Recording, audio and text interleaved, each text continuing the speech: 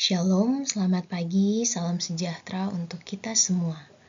Puji syukur kepada Tuhan jika pada pagi hari ini kita boleh kembali bertemu dalam Renungan Harian Toraja, edisi Selasa 10 Juni 2025.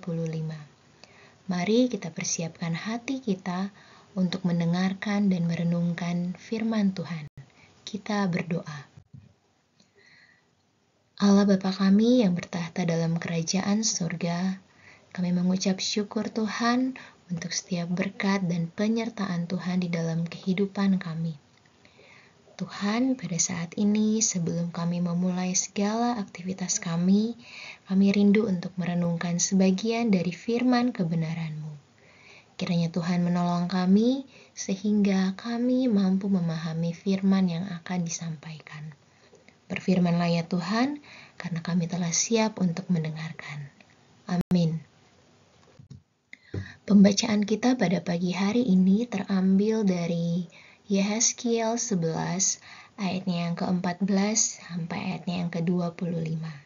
Saya akan membacakan dari ayatnya yang ke-16 sampai yang ke-19.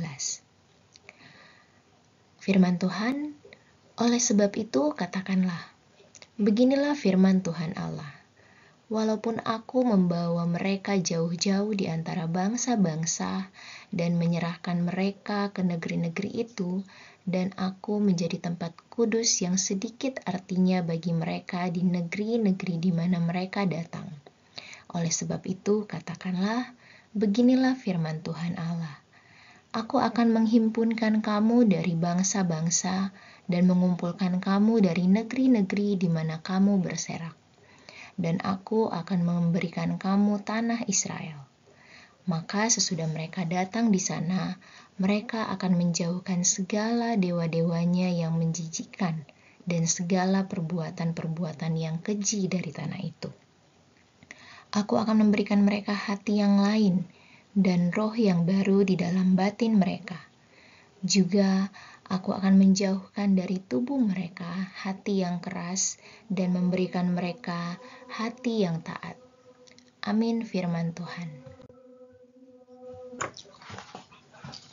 Judul renungan kita pada pagi hari ini adalah Pembaruan Hati. Penduduk Yerusalem yang tidak diangkut ke pembuangan menganggap dirinya sebagai orang pilihan Tuhan. Mereka menilai bahwa tanah perjanjian diberikan sebagai milik mereka. Sementara orang-orang yang diangkut ke pembuangan adalah orang-orang berdosa dan tidak memiliki apa-apa. Bahkan Tuhan tidak turut hadir di pembuangan sebab bait Allah ada di Yerusalem. Allah tidak suka dengan penghinaan yang ditujukan kepada orang-orang yang hidup menderita di pembuangan. Kemudian datanglah berita kepada mereka yang ada di Babel dalam pembuangan. Allah menjadi tempat kudus di tanah yang asing, dan bahwa mereka akan dikumpulkan serta diberikan kembali tanah Israel.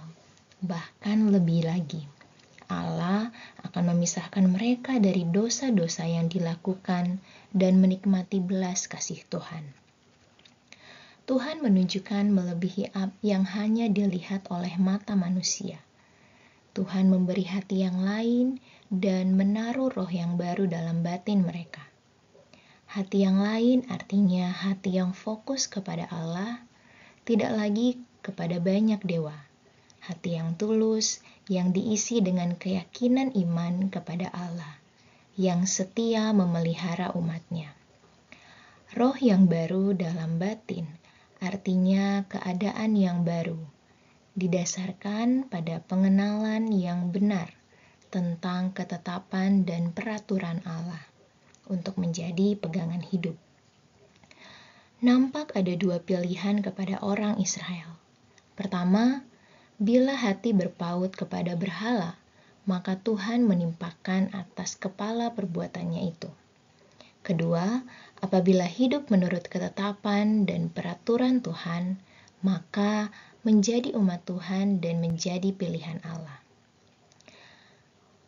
Perhatikanlah bahwa hati yang dibarui ditandai dengan kesediaan menerima teguran, bahkan hukuman atas dosa.